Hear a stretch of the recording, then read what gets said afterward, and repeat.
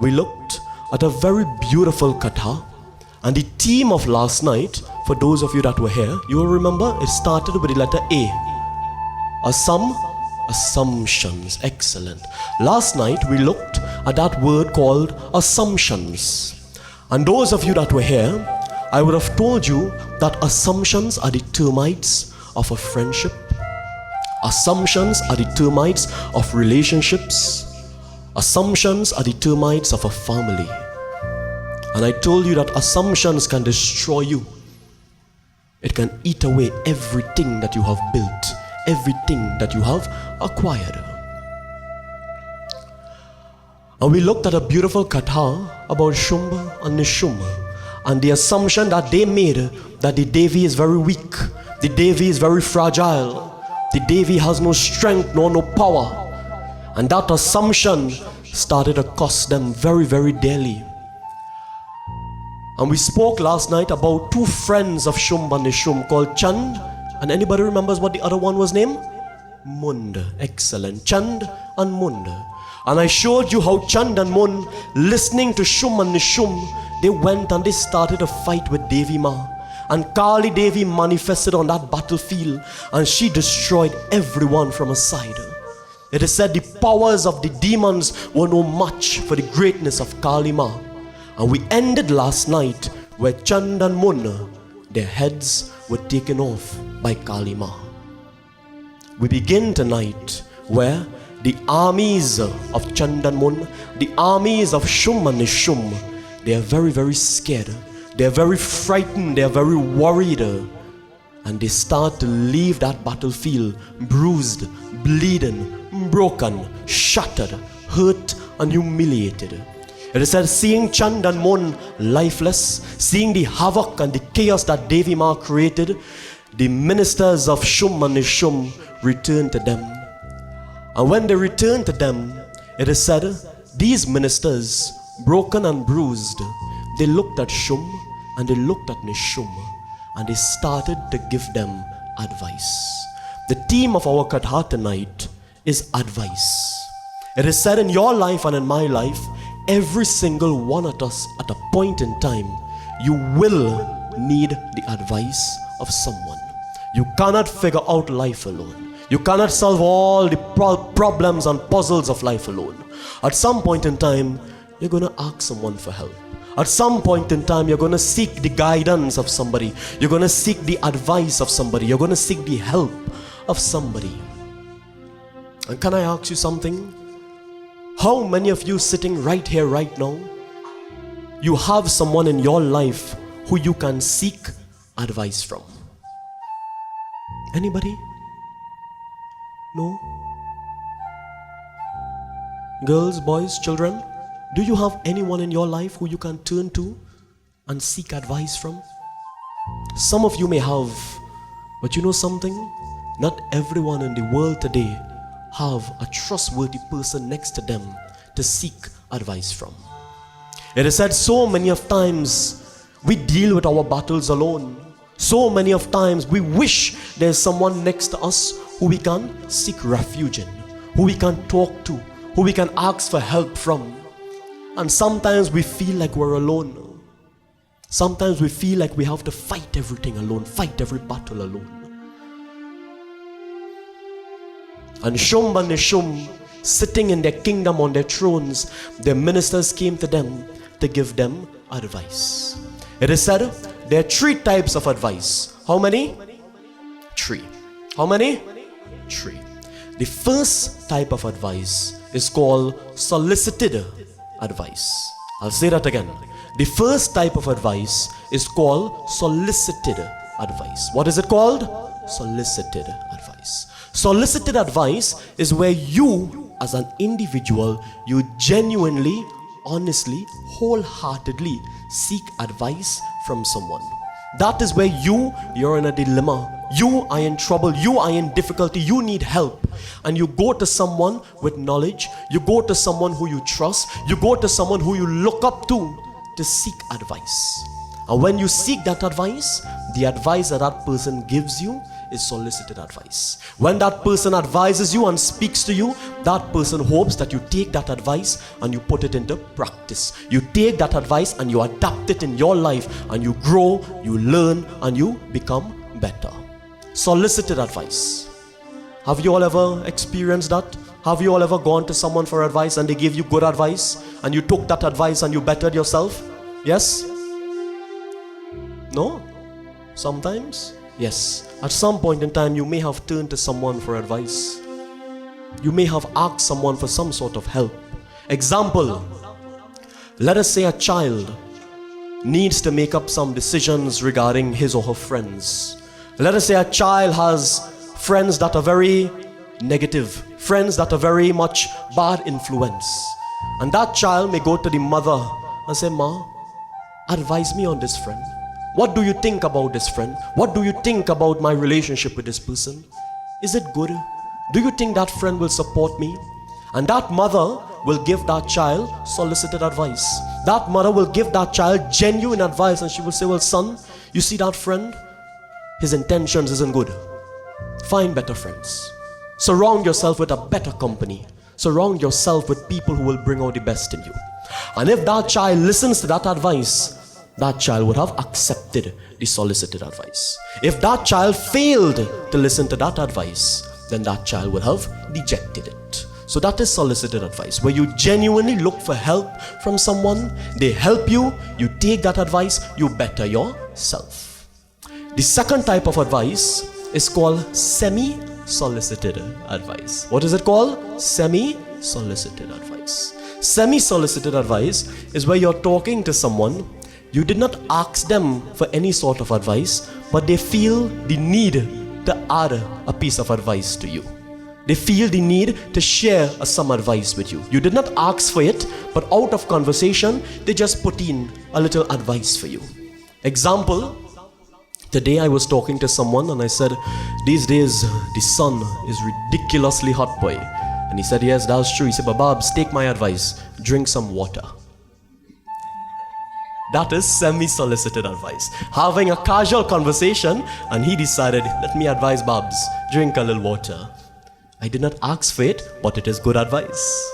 So that is semi-solicited advice, where you're conversing with somebody, and they just advise you about something genuinely, no bad intent, no malice behind it. They're just talking with you and they adding their own little advice to you. This third type of advice is called unsolicited advice. What is it called? Unsolicited advice. Unsolicited advice is where someone from nowhere looks at you and advises you. You may not know them, you may not like them, you may have never spoken to them, but they are giving you advice that you did not ask for. They are giving you advice you do not care for. And sometimes the advice that they give you may offend you, and then sometimes the advice that may give you may make you think a little bit. It is said unsolicited advice is where somebody talks to you for whatever reason. They tell you something for whatever reason because they feel the need or the urge to say something. You may not know them, you may not like them, you may not care about them, but they just advise you about something. Unsolicited advice. I remember a couple of years ago, my friends and I, we went to the movies, and there was a long line waiting to enter the cinema. And while we were waiting in the line, somebody who was working at the cinema came up and said, what movie are you all going to see? So we told them, and this man decided, you know what? Let me give unsolicited advice. Complete stranger. He said, well, fellas, all you ready for the ending of that movie, you know. When all you see the ending of that movie, Vayu. And he started to talk about the ending of the movie. We didn't ask for that. We didn't want that. He don't know we don't know him. But he decided he would talk for whatever reason. And he advised us, be prepared for the end of the movie. So I went in the cinema now whole time and I vex. Because I know something going to happen in the end of the movie. The star boy going to die, the star girl going to die, something going to happen. So the whole movie, that was in my mind. We did not want that advice, we did not need that advice. But that person, complete stranger, felt obligated to say something. In that case, it got us a little vexed. In other cases, you might appreciate it. So those are the three types of advice. Solicited advice, where you genuinely want the advice from someone. Semi-solicited advice, where you're just conversing with somebody and they give you a little advice for your own good. And then unsolicited advice, where a complete stranger who you may not like, who you may not know, or somebody who you don't want to take advice from tells you something. Sometimes it offends you, sometimes it betters you. It all depends on what the person says. So the Rakshasas and the demons, they returned to Shum and Nishum, and they decided they would give them advice to better them. They would give them advice to educate them. But in the eyes of Shum and Nishum, that was unsolicited advice. Shum and Nishum, they did not ask for advice. Shum and Nishum, they did not want advice. Shum and Nishum did not care for advice. But the Rakshasas, the demons, the men in the army, the ministers, they decided they would give advice to these two Rakshasas. It is said, looking at Shum and Nishum, they said, listen to me, take our advice. Do not go on that battlefield and do not fight with Devima. Do not go on that battlefield and do not fight with Devima. That was the advice. Do not go on that battlefield and do not wage war with Devima. They said, Shumba, you underestimated the power of the Devi. You assume that the Devi is very weak and all you want is to marry the Devi. But the Devi does not want to marry you. The Devi is here to defeat you. The Devi is here to fight a war, to fight a battle. So take my advice, Shum. Do not go, do not fight with her. Instead, surrender to her. Instead, ask for forgiveness. Instead, ask for protection. Instead, ask for safety. Instead, ask for guidance. That was the advice of the ministers. Now I'll tell you something. Shum and Nishum, listening to the advice of the Rakshasas, you know what Shum did? Shum, listening to them, he looked at them and he said, fools, mind your tongue. He said, fools, mind your tongue. Know what it is you're saying and know who it is you're speaking to. Shumba was so arrogant that even though his ministers, his men, his friends were giving him advice, he did not care for it. And the ministers were only giving him advice because they faced the Devi. They felt the power of the Devi. They felt the wrath of the Devi. Shum and Nishum did not feel it. So they understood the power of Devi Ma and they knew exactly why they were instructing the Rakshasas, Shum and Nishum, to avoid it. And I'll tell you something, my dear devotees. In your life and in my life, so many times somebody may give you advice because they have been there, done that. I'll say that again. So many times a person may give you advice because they have been there, done that. Example, if a parent is advising a child, parents, when your child is straying and you pull up on them because you know the mistakes they are making. You pull up on them because you have been there, done that. You have experienced what they have experienced. You would have gone through similar things that they are going through. And when the parents are giving the advice to the child, what does the child do? Sangeeta? Vera? What do you do when mommy and daddy is giving advice? Sometimes you may get a little vexed. What are they telling me? Hey, Rajo? Them may know what they're talking about. Come to them. And that is the world that we live in today. Sometimes people will give you advice because they care about you. Sometimes people will give you advice because they want to see you climb the ladder of success. Sometimes people will give you advice because they have gone through similar things and they don't want to see you make those same mistakes. And I'll tell you this, the moment you are given good advice, solicited advice, or even semi-solicited advice, and you get offended, you have an ego problem. Remember that. The moment a parent tells a child something for the good of that child and that child gets vexed, that child has an ego problem. The moment you tell your friend something for their own good and that friend gets vexed with you, that friend has an ego problem. Shum and Nishum getting good advice from their friends, getting good advice from their Rakshasas, the ministers, they were offended by that advice. They were annoyed by that advice. They had an ego problem. Can I ask you this? How many of you sitting here you will have advised someone for their own good and they get vexed with you. Parents, oh God, don't smile so now. How many of you would have told your children something for their own betterment and they stoops at you? It happens in the world, my dear devotees. It happens in the world. I'll always say this. If someone is giving you genuine advice, more times than not, once it is genuine, they are doing it out of love. They are doing it out of care. Example, let us say I am singing a bhajan and I'm singing the bhajan a little too fast, and then somebody who I love like Bayamaru, he says, Babs, when you sing it again, slow it down a little bit. If I get vexed with Bayamaru there, then I have an ego problem.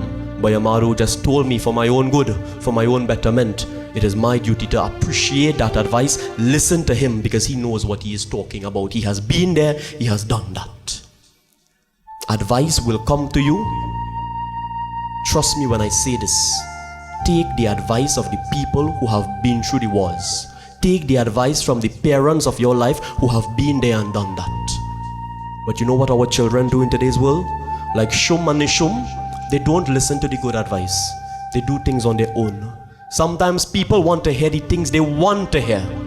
And the moment they hear the things they don't like, that's when they vex. Sometimes people love to listen to the advice of lies. The advice that is false, the advice that is fake. They don't like to listen to the advice that is truthful, the advice that is beneficial, the advice that will uplift them. And that is the harsh reality of life today. Shum and Nishum feeling so irritated with the advice that these ministers were giving them, that these Rakshasas were giving them. Shumba looking at everyone else, he said, listen, I do not appreciate your words. I do not appreciate what it is you are telling me. I have conquered every Devta. I have conquered everyone in my pathway. I will conquer Devi Ma as well. And the Rakshasas said, Shum, yes indeed, you conquered everyone. And maybe that is enough. You did it all. Maybe that is enough. Maybe now you should step back. Maybe now you should leave Devi Ma alone. Maybe now you should just retreat a bit. You did enough. You have conquered enough. You have ruled enough. You have proved how superior you are. Step back a bit now. And they were doing it for the own good of Shum and Nishum. But Shumba, he did not want to listen. He said, listen to me. If you are telling me this, it means that you are scared of Devi Ma. And if you are scared of Devi Ma, then return to Patal and leave me alone. Shumba, ignoring the advice of his loved ones, the advice of the other Rakshasas, the other ministers who just fought with Devi Ma, he said, you are cowards, return to Patal because you are scared and you are frightened. And I will deal with Devi Ma. I will get her to marry me. I will get her to surrender to me. I will never surrender to her. Shumba, my dear devotees, speaking out of frustration, out of vexation, he calls a Rakshas by the name of Raktabij. And when Raktabij appeared in front of Shum and Nishum, they said, Raktabij, I want you to go on that battlefield and I want you to talk to Devi Ma. Bring Devi Ma to us. Allow Devi Ma to merge one with me. Allow Devi Ma to surrender to me. All the other Rakshasas that went to Raktabij, they failed.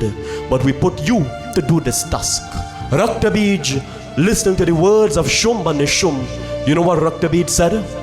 Raktabij said, I will go on that battlefield, and Shum, only two things will happen. I will either bring that Devi back to you, or I will either slay her and stand over her lifeless body. Those were the words of Raktabij. He said, Shumba, I will either bring her directly to you for her to marry you, or two, I will stand over her in that battlefield over her lifeless body. Raktabij was very confident in his power. Raktabij was very confident in his ability. Raktabij was very confident in his greatness. You know why? Why? Why was Raktabij so confident? Why was Raktabij so sure about his greatness? Why was Raktabij so confident that he could say, Shum, I will either bring her to you or I will destroy her on the battlefield? Why? Listen to the power of Raktabij. Listen to who Raktabij is, and listen to what takes place between Devi Ma and Raktabij. As we glorify, we clap, we sing.